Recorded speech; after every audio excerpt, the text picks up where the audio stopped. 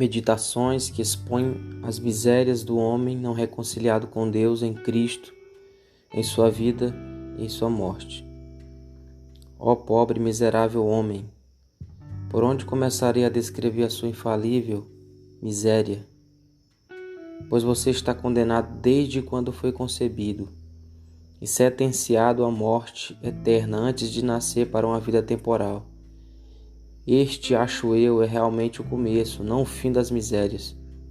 Pois quando Adão e Eva foram criados segundo a imagem de Deus, foram colocados no paraíso para que eles e sua posteridade vivessem no estado bem-aventurado de vida imortal. Receberam o poder de exercer domínio sobre todas as criaturas terrenas, sofrendo restrição quanto ao fruto de uma árvore, como sinal da sua sujeição ao Criador Todo-Poderoso. Deus lhe proibiu essa pequena coisa sob a penalidade da morte eterna. Porém, eles acreditaram na palavra do diabo e não na de Deus. Com isso, fizeram de Deus o mentiroso, como a mentira que lhe foi incutida por Satanás.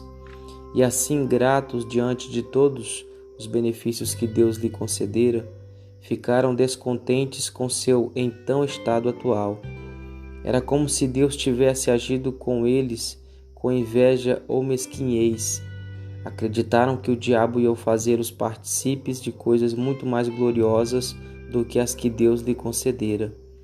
Em seu orgulho, eles caíram no crime de alta traição contra o Altíssimo, e desprezando com desdenho a posição de súditos, e blasfemando, imaginaram-se deuses iguais a Deus. Daí, enquanto não se arrependessem, tendo perdido a imagem de Deus, eles se tornaram semelhantes ao diabo. Assim veja em que condições ficou toda a sua posteridade, como uma ninhada traiçoeira, enquanto permanecer impenitente, como você. Está sujeita nesta vida a todas as misérias decorrentes da maldição, e na vida por vir, ao fogo eterno preparado para o diabo e seus anjos.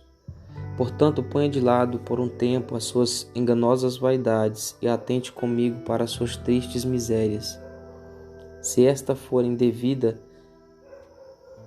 inspecionadas, duvido que não levem a esta conclusão. Seria muito melhor não ter existência natural do que não ser um praticante da piedade religiosa pela graça. Considere então a sua miséria, em sua vida e sua morte, misérias que deformam a sua alma.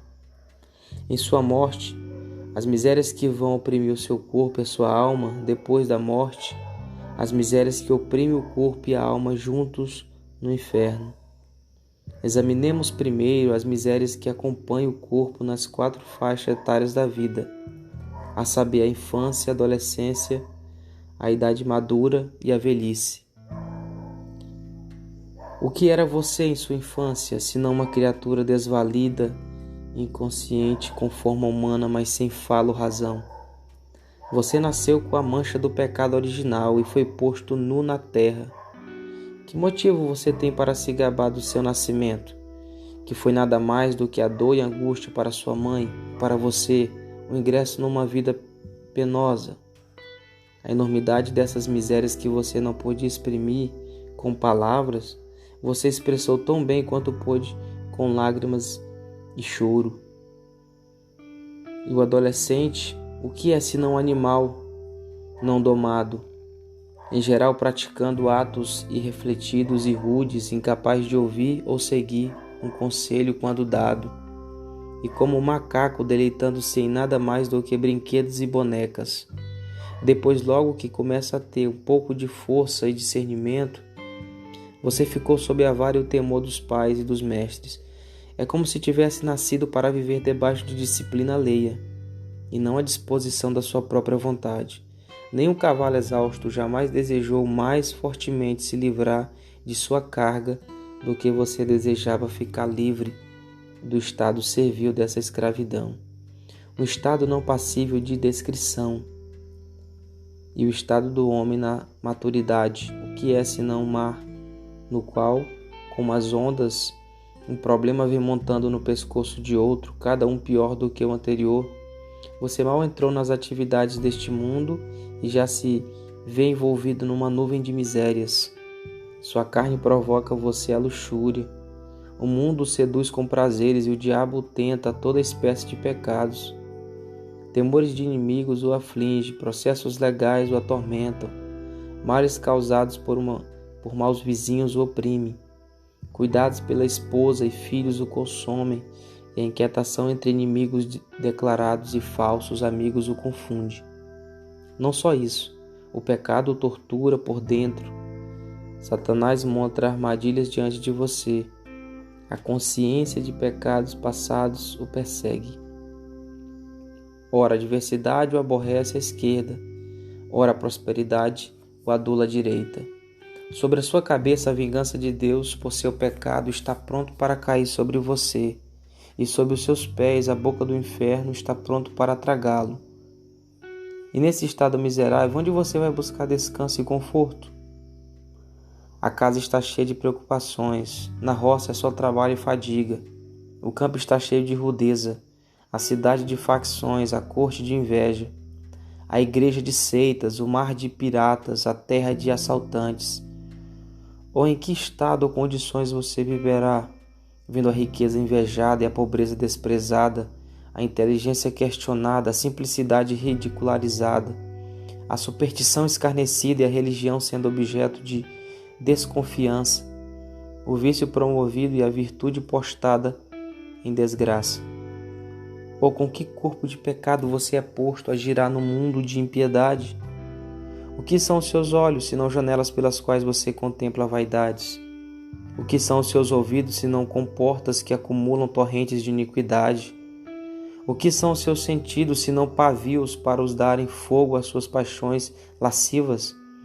O que é o seu coração, senão uma bigorna, na qual Satanás forja o feio molde de todos os sentimentos perversos? Você descende de nobres?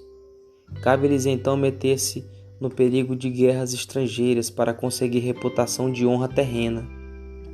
Muitas vezes corre o risco de vida num combate desesperado para evitar difamação de covarde. Você nasceu em condições desfavoráveis? Ah, Senhor, que penas e fadigas você tem que suportar em casa e fora para obter sustento. E tudo talvez escasso, apenas o suficiente para atender a sua necessidade básica. E quando depois de muito serviço e labor, o homem consegue ter algo, com pouco certeza ou segurança há naquilo que é obtido, pois você vê pela experiência diária que aquele que era rico ontem, hoje é um pedinte. Aquele que ontem gozava saúde, hoje está doente. Aquele que ontem estava alegre e sorridente, hoje tem motivo para lamento e choro. Aquele que ontem desfrutava favor, hoje está em desgraça. Aquele que ontem estava vivo, hoje está morto. E você não sabe quão logo e de que modo vai morrer. E quem pode enumerar as perdas, as cruzes, as aflições, as desgraças, as doenças e as calamidades que acontecem geralmente com o pecador? Sem falar da morte de amigos e de filhos, que muitas vezes é muito mais amarga do que a própria morte. O que é a velhice, senão um receptáculo de enfermidades?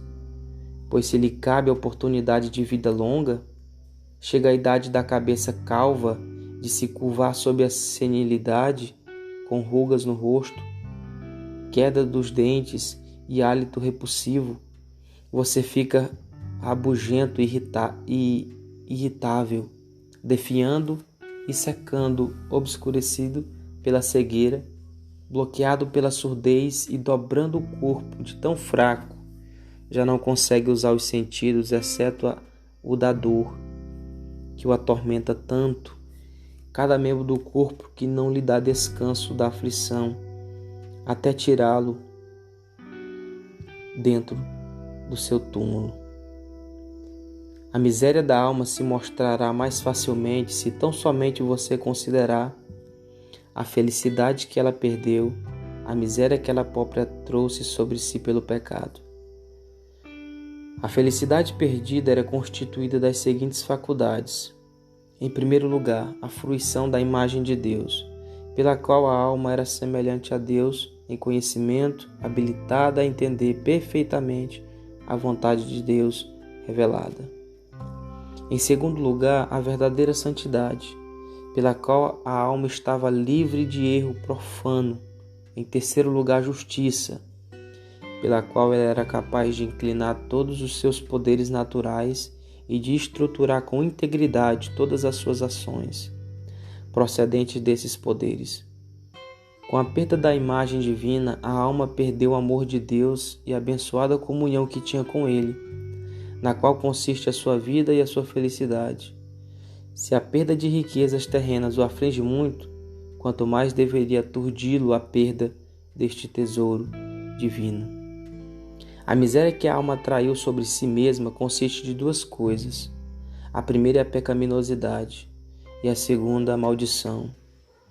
A pecaminosidade é a corrupção universal tanto da natureza quanto das suas ações. Sua natureza foi infectada pela propensão para todo o pecado, continuamente. Efésios 2:3, Gênesis 6:5. A mente fica forjada de vaidade. O entendimento está obscurecido pela ignorância. A vontade só pende para coisas vis e vãs. Filipenses 2:3. Todas as suas ações são más. Romanos 3:12.